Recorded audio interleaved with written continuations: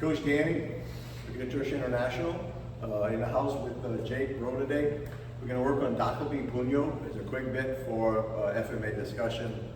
Dakup Punyo, or tapping off of 5, 8, 9, we have 5 angles of attack: a low line attack, a high line attack, and a backhand high line on the opposite side. We're going to work only on the low line because the salient points are the same throughout all of them.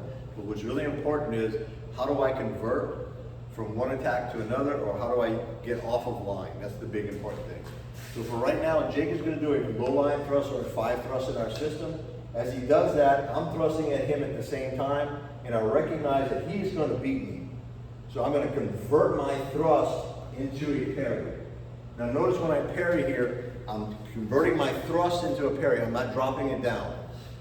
Two things happen that if I drop my weapon down this way, all of my strength now that I'm holding is on the head of my deltoid. So I've lost strength. But if I'm in this position, I'm actually using part of my pectoral muscle, part of my lat muscle, and part of my back. But if I drop it all the way down, I have just compromised the strength of my arm. So all Jake's got to do is sidestep and slam my arm down, and now I'm trapped. So I want to convert more at a ramp here versus dropping it all the way down. So that's number one. Two is, as I sidestep, notice I take a slight step and I get off of the arc of his weapon. And I'm using mine now as a shield. So maybe get on the side. So when he does his thrust, I'm shielding off of this. I'm not worried about actually trying to stop his weapon. It's my sidestep that gets me off that line. This also gives me, if I turn and drop it all the way here, all he's going to do is follow up my stick with a number 3, and he's taking my knuckles off. However, if I do this, it converts to number 3, I can pass. So I'm a lot closer to him with my weapon this way, and I'm much more, I'm better protected, strength-wise, as well as with the weapon itself. So as I reach underneath to tap his arm, the moment that I reach to tap, he is going to sidestep, pull his weapon hand back, and he's going to throw my elbow on my forearm. From this position now, he wants to punch me. If he punches now, and I stay right here, there's no way I'm going to be able to stop that. He's coming through like a freight train, and I'm just going to get smashed. A lot of people would just turn directly into this. But when I turn into it, look how close his fist is to my face. And I'm still on his trajectory. So what I'm going to do is I'm going to sidestep, and I'm going to use my forearm and my weapon arm to full wall this. I'm going to grab his wrist. I'm going to put him inside of a wrist lock. The reason why I want to put him inside of a wrist lock is I want to load that leg. So when I load his leg, now I can start breaking the knee. He doesn't want that, so he steps with me.